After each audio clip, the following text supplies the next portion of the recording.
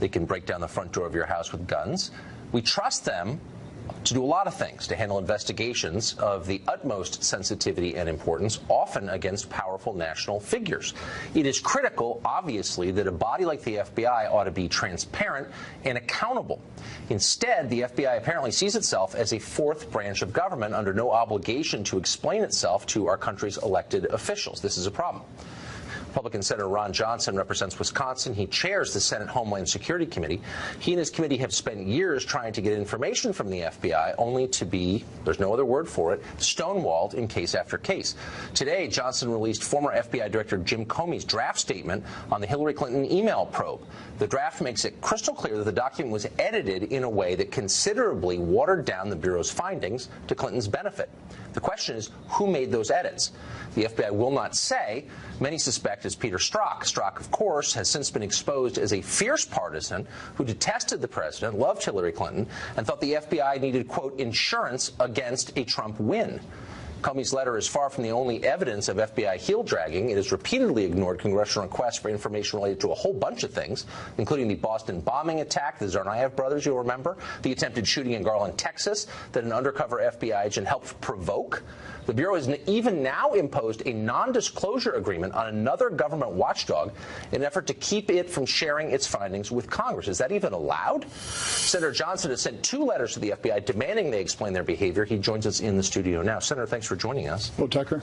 So the question is, your office released today the draft of this Comey speech, and it's pretty clear that someone changed it in Hillary's favor. Right. And I think any reasonable person can conclude that. The question is who. You've asked the FBI to explain who made these edits. Why won't they respond? They don't believe they need to, or they have to. They're not going to be compelled to, apparently.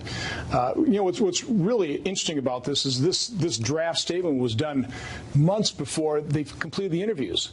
The FBI, again, this investigation into Clinton's email really was not meant to uncover the truth leading to a prosecution. From my standpoint, it was really meant to cover up the truth and exonerate Hillary Clinton.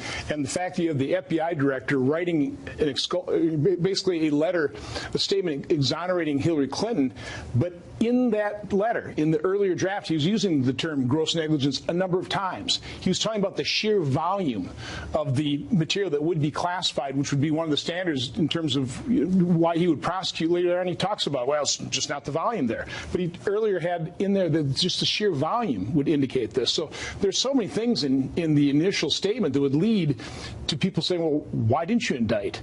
And I remember when he held that news conference. Yes, that was in July. I had attorneys that were prosecutors, and as he was going through the evidence, people were going, man, he's going to indict her. He's going to indict her. And then, whoa, he's not indicting her. But it doesn't make any sense. I mean, so the letter you sent today lays out the timeline, and it's really interesting. So the draft was written or edited at the beginning of May 2016. Comey didn't read it in public till 2 months later. So, yeah, right. When this was written, basically exonerating Hillary Clinton, they had not interviewed Hillary, Cheryl Mills, and about a dozen other people. So that just looks like a sham to me. Well, and then you take a look at the immunity agreements they gave to Cheryl Mills and Heather Samuelson. They gave them. They basically blocked the FBI from looking at certain emails for certain time frames that would have proven potentially obstruction of justice. They allowed them to then destroy their computers.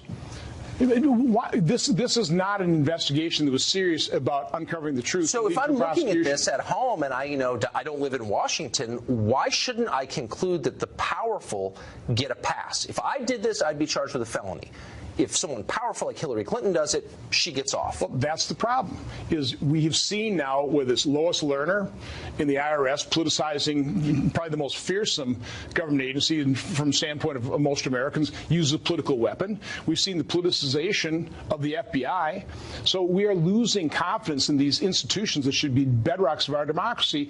And again, I have no idea why the FBI just doesn't come clean and provide this information to Congress. What are they trying to hide? What are they trying to cover up? Have they explained this to you? I mean, how can you exonerate someone before interviewing that person or other key figures in the investigation? Really simple question. Have they answered that? No, absolutely not. They're not, other than hiding behind the NDA, they're not telling us why they won't release this information. So you're a co-equal branch of government. Unlike every person at the FBI, you were elected by voters. So a basic question of democracy hangs in the balance here. What can you do? They're required by the Constitution to answer your questions. You probably we have a legitimate oversight. Of course. That is our constitutional responsibility and duty and right. And, so we can subpoena. But again, we have no power to really enforce those subpoenas. That resides within the executive branch, within the Department of Justice, and that's where the problem lies. So what can you do? Well, we'll keep making these things public, and hopefully public pressure will force the FBI to come clean if they really want to remove the suspicion surrounding not only what happened back under the Hillary Clinton email investigation, but currently what's happening under the Mueller investigation. So I'm not saying this. Again, they're the same cast of characters involved in both. Not as a partisan, not as an elected Republican, but just as an American. Do you find this a little scary? Yes, absolutely. And more than frustrating. I can't imagine. Senator Ron Johnson, thank you. Have a good night. The State Department apparently struck a deal with Hillary Clinton and her aide, Huma Abedin, that allowed them to remove files, hard copies of files and records they claimed were personal, and keep them from the public eye. This does not happen in federal agencies. Typically, Fox News chief national correspondent Ed Henry has been on it, and he has details. Hey, Ed. Tucker, good to see you. These explosive documents out today suggest, well, Hillary Clinton certainly got a lot of scrutiny about her email server. She also had people buried deep inside the federal government, including at the State Department, who helped try to keep her out of trouble. As you noted, this is a result of a lawsuit by the conservative group Judicial Watch. And what they found is that the State Department allowed Clinton and top aides like Huma Abedin to go in and remove electronic and hard copy records from her official time as Secretary of State before she left office. The claim is that they were unclassified records and they were quote-unquote personal materials.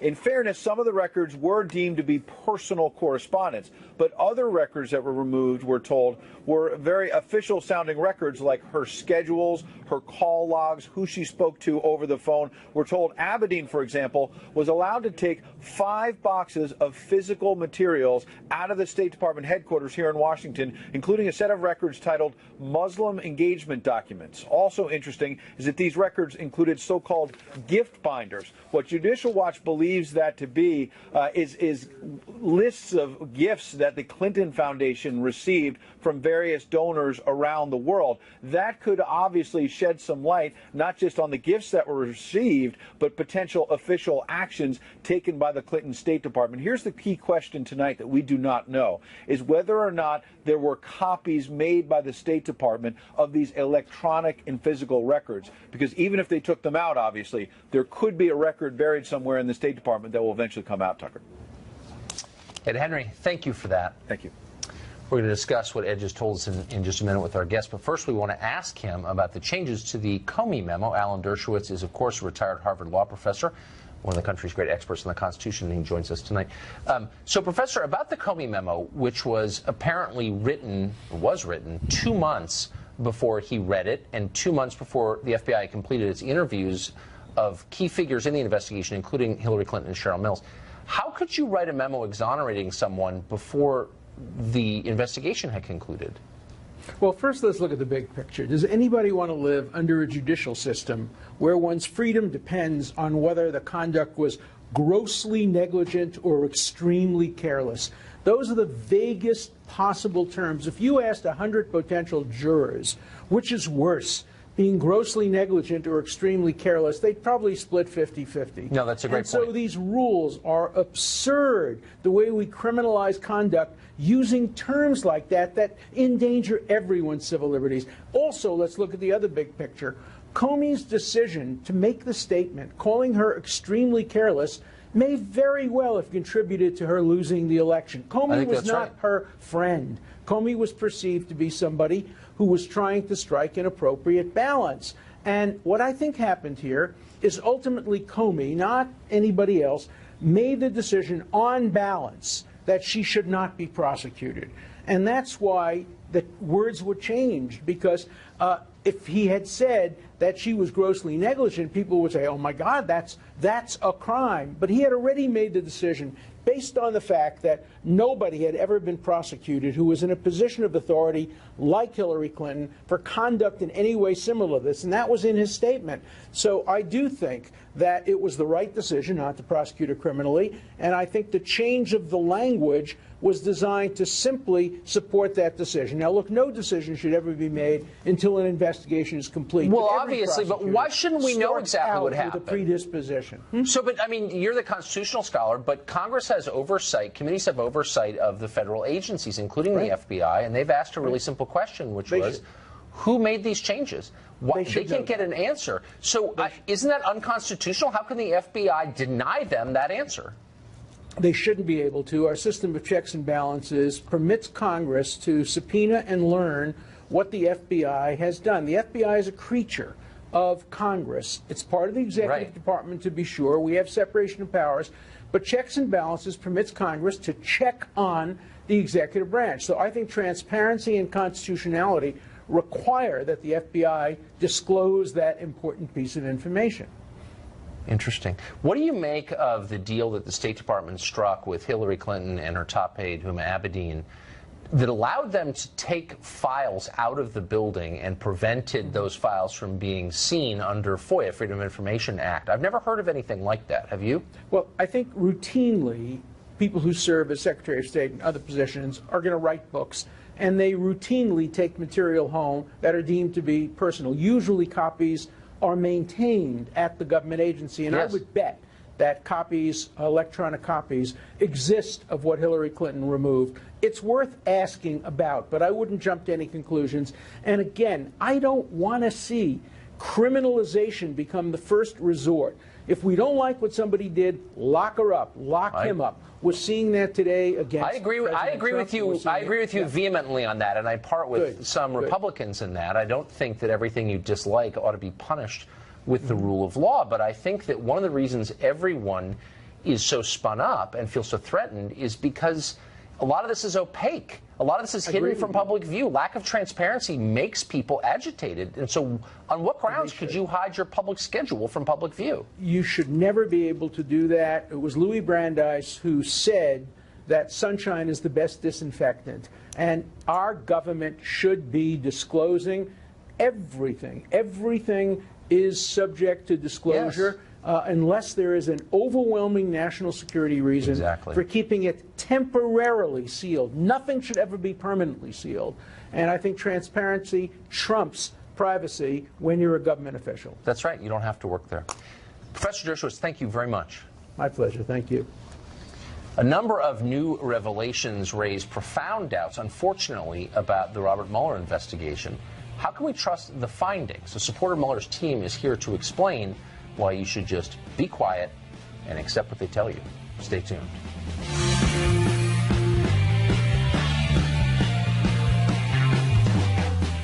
Special counsel Robert Mueller's investigation has produced its own version of an advent calendar. You don't get chocolates in this one. Every day brings new reason to be skeptical. The investigation is on the level. From Peter Strzok to Lisa Page to Andrew Weissman to Bruce Orr. A number of members of this investigative team appear to be partisan Democrats. Well, they are, because 9 out of 15 of the investigators we know about have given money to the Democrats, to the Clintons. By the way, no matter how partisan you are, have you ever given money to a candidate? Probably not. Only a tiny percentage of Americans do, and it suggests a real commitment to the cause. I have political views. I've never given $1 to a politician. So what does it mean that 9 out of 15 have given money to Democratic politicians? Al Mortura is a lobbyist. He served on Hillary Clinton's finance team in 2016. He joins us now. Al, you've been in Washington for a long time, and you kind of know how it works. You're a partisan Democrat. That's fine. Does it bother you at all that this investigation seems to have a lot of people close to the heart of it who are actively partisan? Does that shake your faith a little bit in this investigation? Not really. Look, Director Comey, who you talked about in the prior segment, he left. I think both the Democrats and the Republicans thought he should go. Yeah. And so if you have problems that need to be rooted out, one of the gentlemen you mentioned, Mr. Strzok, he's been reassigned. I think he works in HR now at the Department of Justice. So yeah. I have some faith that they're looking at these things and doing the right by them. Well, Mueller did the right thing with Strzok. I don't think there's any doubt about it. But why hide? Because Strzok was at the very center of a lot of this stuff. He conducted the Mike Flynn interview, for example. He signed the original investigation order of the Russia-Trump collusion story. Right. But why would Mueller hide the fact that he had been demoted for months from Congress? And why won't the FBI answer a very simple question? Is he the one who revised Comey's speech about the Hillary Clinton investigation? Why not? What would be the point of not revealing that? I mean, actually, I listened to your interview with Senator Johnson. I think all the facts should come out. Yeah. What's the problem with that? But I think Mueller runs a very tight ship. You haven't seen many leaks at all. And his view is, I don't know him, but his view is probably, I don't need to share information with these people right now, and I'm not going to. Look, let's be totally honest here. At some point, Democrats are going to take control of a branch of government. Because I hope so. It's cyclical. It'll happen.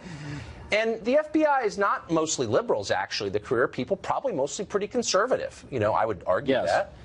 So if you're setting a precedent now that the FBI can kind of do whatever it wants, and if they don't like you, they can crush you, and if they do like you, they let you off, are you comfortable with that standard? I'm not comfortable with what you just said being the standard. I don't think that's what's actually happening. I think the facts will take us where they take us. And Bob Mueller's a patriot. He's a decorated Marine veteran who received a Purple Heart and a Bronze Star. He's a guy who served our country with distinction in Vietnam. So if you serve your country in Vietnam, I mean, I think Judge Roy Moore served in Vietnam. He did. I was going further, which is to say he's a staunch Republican. He was appointed by George W. Bush. He was confirmed in a bipartisan way. I don't care about any of that. I only care about is his behavior, and does it pass a simple fairness test, and I'm starting to wonder. Look, again, the facts will take us where they take us. What Bob Mueller's trying to do is examine those facts and come to a conclusion. But nobody's going to be criminally prosecuted and proved guilty beyond a reasonable doubt because of bias. If those things actually happen with respect to individuals, either in this administration or some of these individuals who have pled, it's going to happen because the facts take us there. Really?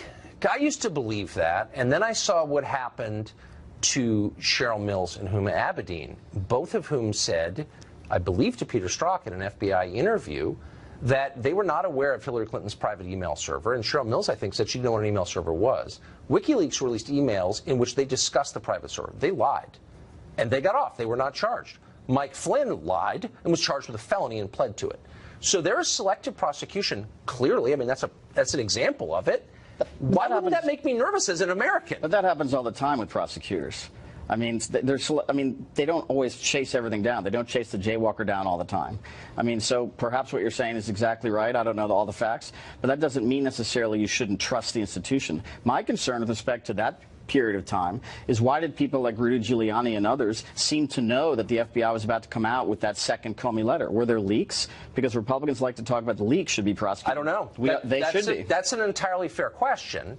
But you will concede that the FBI has, in a number of specific examples, acted out of political motive in investigations in the last couple of years. Democrats are saying nothing because it's achieving their ends. They're kind of happy with what's going on. It's hamstrung the administration completely. But when they take power at some point, how do you think they'll do against an FBI that has basically unlimited power and no oversight from Congress? Again, I think that we have to focus on the facts. Well, those are the facts. You're suggesting that they're going to take facts, twist them, and enact an agenda that is partisan. I've not seen that. Again, Strzok removed, Comey fired. The current head of the FBI is President Trump's head of the FBI. Yeah, he is. The current deputy AG is President Trump's deputy AG, who just testified in Congress. The president's in charge of the entire. Who just testified that he believes that that Mueller is totally credible and doing Well, I guess a good job. We'll see. So let me ask you one final question. So the genesis of all of this was the claim that the Trump campaign colluded with the Russian government in order to alter the outcome of the American presidential election. It's a big charge. We've seen no evidence that that's true. If at the end of this investigation you see, I don't know, Paul Manafort and General Flynn go down on perjury charges, right? But there's no evidence at all of collusion, would it have been worth it? Well, we had a president impeached, unfortunately, for perjuring himself, allegedly. So, you know, let's not belittle that. Well, I am belittling it and saying, and including in the case of Bill Clinton, who should not have been impeached for lying. I'm not defending lying. I'm saying you shut down the federal government. You basically undo the will of the voters in the last election in the service of nothing. I don't know how you could defend that. That's certainly what I think the Trump supporters believe and are hoping is the case. No, but do you think that's the case? I don't know. We don't know yet. We're at the tip of the iceberg. But why aren't Democrats saying if any evidence of collusion? Isn't that the whole point? If Michael Flynn pled to this small charge, as you said, when he faced tens of years of jail time for other charges, there's something going on there. If Papadopoulos, who you didn't mention, promised to be a cooperating witness for months, we don't know what that cooperation will yield.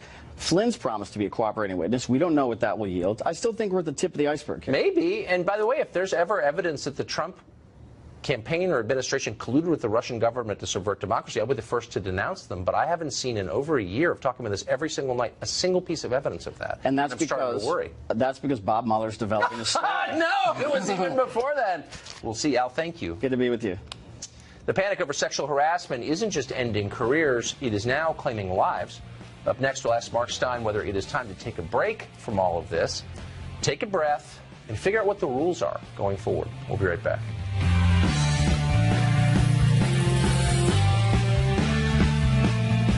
Wave of sexual harassment allegations over the past couple of months has turned into a maelstrom, which is now ending not just careers, but lives. Yesterday, a Kentucky state representative called Dan Johnson drove to a secluded spot on a rural road, and he shot himself. Johnson posted a suicide note online denying allegations that he'd kissed and groped a 17-year-old girl at a New Year's party 5 years ago.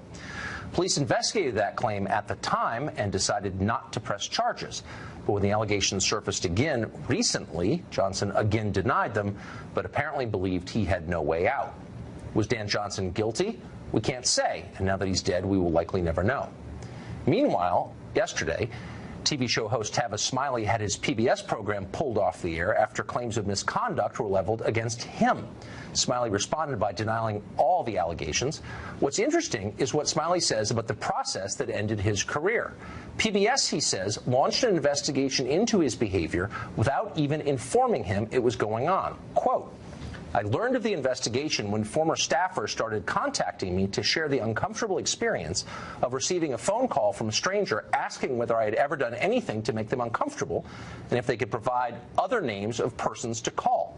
PBS investigators refused to review any of my personal documentation, refused to provide me the names of any accusers, refused to speak to my current staff, and refused to provide me any semblance of due process to defend myself against allegations from unknown sources. End quote. Now, that's just Smiley's word, of course. We can't confirm any of that. And for what it's worth, Tavis Smiley has never said anything we agree with politically. But that's not the point.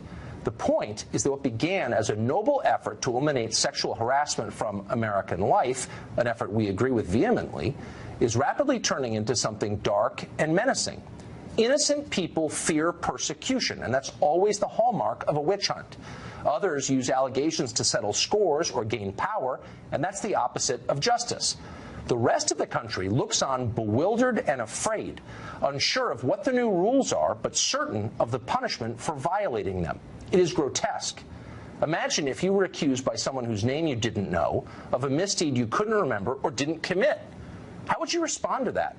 You might go on Facebook to protest your innocence, but would that be enough to get your job back? Would it be enough to regain your reputation or the respect of your children? Probably not. What would you do then? Mark Stein joins us now. Mark, I feel, well, actually so intimidated that I have to say out loud what is obvious, which is I think sexual harassment is abhorrent, obviously, and I think people guilty of it should be punished for it. But I'm starting to be concerned that innocent people are afraid of being hurt, and that's a bad sign. And so the question is, what are the rules? How do we find out what they are? How do you know if you're guilty? What is going on? Well, realistically, there are no rules. I mean, just to connect it up with the first half of the show, the only serious likelihood of ever getting rid of Bob Mueller and shutting down his investigation, for example, would be if a stenographer said that he'd hugged her inappropriately in 1977. Boom, he'd be gone. He'd be history. He'd be toast. He'd be like these PBS and NPR guys who've had basically 50-year careers vaporized in 24 hours. And what has happened, I think, is what often happens, is the end of any kind of proportion. This started with Harvey Weinstein, who has been credibly accused by actresses on at least 3 continents of rape or brutal sexual assault. And there are names and there are dates and there are places backing up those accusations. As I said, actresses from New Zealand, from France, from the United Kingdom, the United States, Canada, all over the map with names. Suddenly, that has morphed into a general accusation by someone you don't know is enough to end your career. Garrison Keillor, for example, I don't care for Garrison Keillor any more than you care for Tavis Smiley. I met him, he was on my BBC show 25 years ago, and he was a cold fish and deeply unpleasant. But I feel about him the way you feel about Tavis Smiley. If he's going to just be vaporized and have his life's work wiped out, at the very least, we should know what he did and who he did it to. So why is nobody saying that? Well, I think there's a general agreement on the left, and this has been essentially driven by left-wing dominated industries, that they're now weaponizing sex the way they've weaponized race. That it's a useful, that they've concluded it's a useful weapon to them, and that necessarily means a kind of clearing out the decks. I mean, I'm astonished, you know, on the vast empty plains of the PBS and NPR schedules, you can actually hunt buffalo there. All the septuagenarian hosts have been gone, just gone in moments. And it's absolutely astonishing to me, and it will in the end make social relations impossible. You must think, as I think occasionally, do I really want to be alone with a female employee now? I think that all the time. Who knows how she's going to feel about it in 30 years' time? I mean, I don't think that's necessarily in the interests of women in the workplace. I don't think it's in the interests of social relations. It's an insane moral panic that started with genuine rape, genuine violence, genuine power issues, and now just seems to have degenerated into one anonymous accusation can end a career. So I wonder why, I mean, again, I think it's always valuable and virtuous to make sure the guilty are punished. That's what justice is.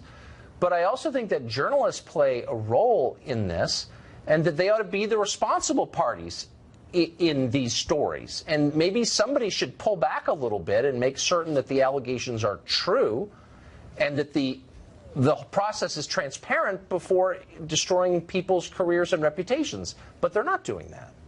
Well, I think one reason they're not doing that is because essentially it's their business that has been clobbered. Basically, TV and motion pictures are two of the most desirable businesses to be in. There are far more attractive women wanting to work in those industries than in any other industries on the planet. I live in far northern New Hampshire, and the local feed store does not have a casting couch, because if you said to a comely young lady, you know, there could be a really good job as night clerk here if you play your cards right, she'd laugh in your face and go off and do something else. But there's no, but in television and in motion pictures, there is the supply far outpaces demand. No, that's absolutely true. No, it is a perfect environment for misdeeds like this. It's just that not everyone accused is guilty. Mark Stein, thank you for your wisdom as always. Thanks a lot, Tucker. College president says the sexual harassment wave shouldn't surprise anybody because we spent decades literally training children to behave this way. That college president joins us next.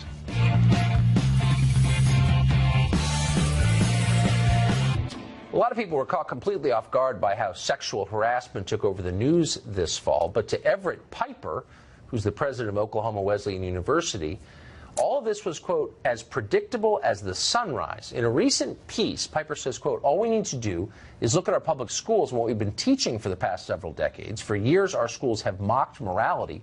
Why are we now shocked to find that we live in a society there's no understanding of personal morality? Everett Piper is also the author of the book, Not a Daycare, The Devastating Consequences of Abandoning Truth. He joins us tonight. Mr. Piper, thanks for coming on. Thank you for having me, Tucker. So flesh out what you mean by that. You were not surprised because why? Well, I believe that ideas have consequences. I'm an educator. I believe that what's taught today in our classrooms will probably be practiced tomorrow in our culture. And when we teach sexual license rather than sexual morality, when we teach that sex is recreational rather than moral, we shouldn't be surprised to find a culture of men that behave licentiously. This is predictable. When we teach that sex is something that you can experiment with rather than something that you should be morally responsible for, I think you can see what you're going to have in culture as a result of that. I agree with that, of course. I mean, I think you're obviously right. But it's a little more complicated than that, in that the people who are pushing licentiousness are also sort of pushing a kind of puritanical view of sex. Expressions of sexual desire are both encouraged, but they're also penalized by the same people, if you see what I mean. And so I find it confusing that way. Well, I'm not too sure what you mean with regard to those people that are pushing licentiousness are also being puritanical. What I see in our public schools, for example, and when I say public schools, I don't mean any local district or any particular teacher. What I mean is our national educational system is known for doing what Jay, Oklahoma does, and Edmond, Oklahoma, and Cherry Creek, and Fox Ridge, Colorado, and Yale, and other institutions in the Ivy League, and then those institutions and universities on the West Coast, such as UCLA and Berkeley.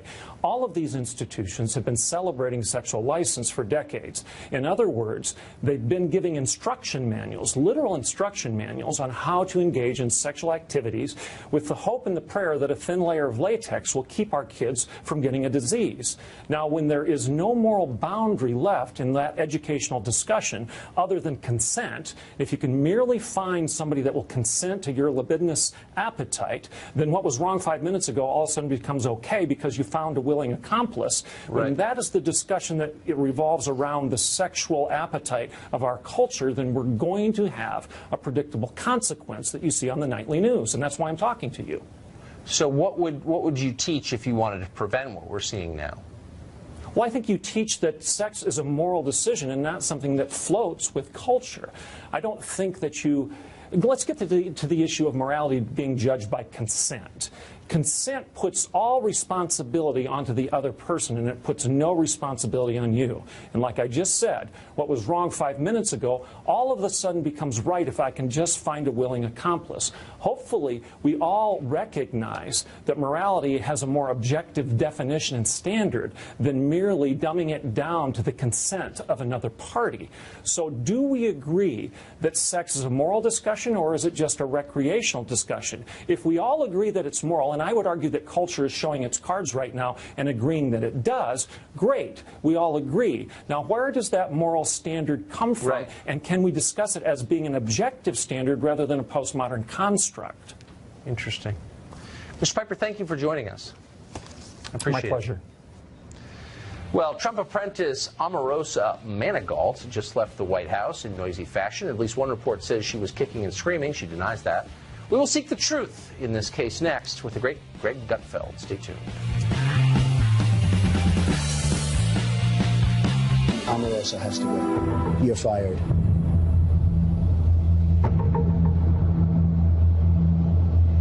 Thanks for the opportunity to be here. Omarosa has a huge chip on her shoulder. She felt that she was superior to the other people.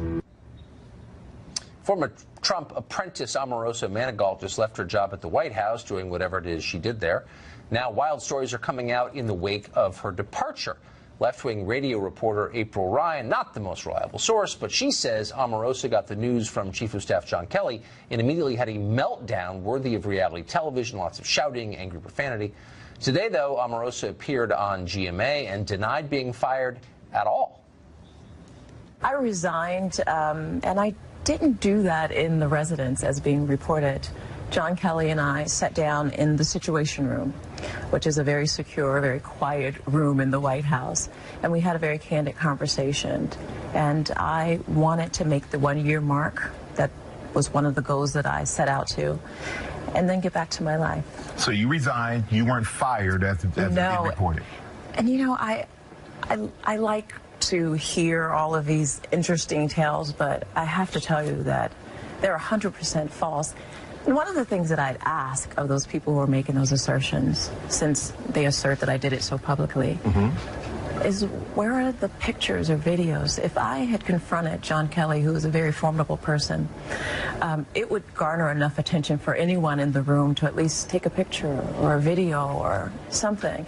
So you're saying that all these reports are coming from one person, but you one speak person? to... No, let's be clear. Only one person. Only one person. No one else has reported what she's reporting, and this is the one person who has attacked me for the last year. And so you know that this is personal. I was very respectful of the process. Certainly, I had more access than most, and people had problems with that. People had problems with my 14-year relationship with this president, but I've always been loyal to him, straightforward, and I've provided him with the support that he's needed throughout this year in the White House. And you say you resigned. So when you resigned, the reports that you were escorted off the grounds.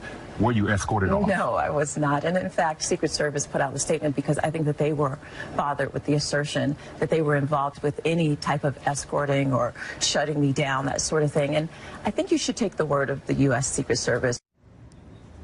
April Ryan, though, is standing by her claims.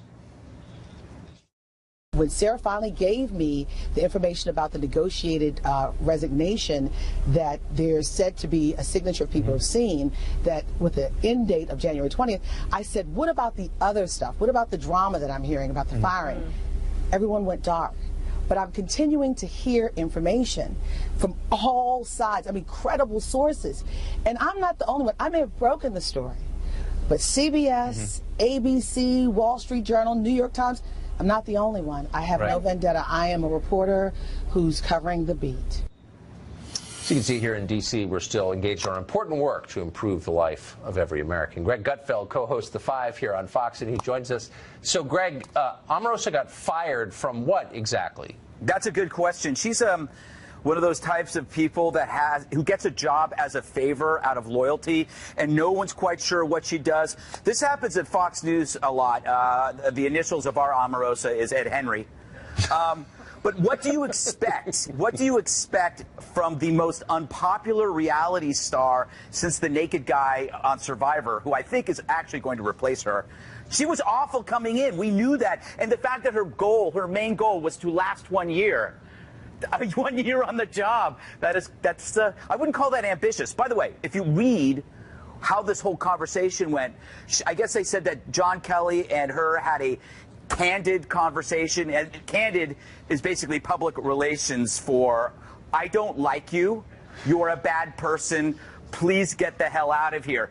Then they said they went to the White House, and the White House said something like, we wish her the best, which means we hope she finds something else to do and leaves us alone because she scares the crap out of us. Well, and maybe they have reason to be afraid. This morning on one of the morning shows, she said, I have a lot to tell you about what the White House was like, and I will be telling my story. I mean, that's a direct pitch to publishers, isn't it? It is. This is all about a book. She says she had problems with the White House in terms of her helping her own community, and I'm trying to figure out, what is that community? Is that community consisting of unbearable, self-centered reality stars? Because then there are only two members, her and Piers Morgan. So that's going to sell two books. Piers Morgan, I can't control myself. He's smart. I just like ribbing Piers because he deserves it. Ever since he posed in that centerfold, I can't take him seriously. I don't get those magazines at home, so I have 7 copies. I have 7 copies. I'd love to interoffice you the one that I have shellacked. So how do you manage, if you're running the White House, how do you manage a former employee like Omarosa? You put her in a job where she can't break anything. And what happened was she can, if there's a vase in that room, she's going to break it, because it's all about her. She lorded her relationship with Donald Trump over everybody else. That's why she brought that wedding, the 40-member wedding group to the White House. I wouldn't even do that to my house, mainly because I don't like people. But it's just that you don't make good decisions based on loyalty. Donald Trump overlooked her competence because he felt he owed her something. And Loyalty, Tucker, is overrated. I would turn on you in a second. I owe you nothing. I couldn't disagree with you more, Greg. Yes. I would drop you so quickly. She did add levity. She did. No, this is the most interesting White House in the history of history. Yes. This is a consequential phenomenon. I agree with that completely. Greg Gutfeld, thank you for sorting that out for us. Thank you, Tucker. Thank you. Well, it wasn't Trump. Facebook has unbelievable new information about how Russia intervened in the Brexit vote. We've got the details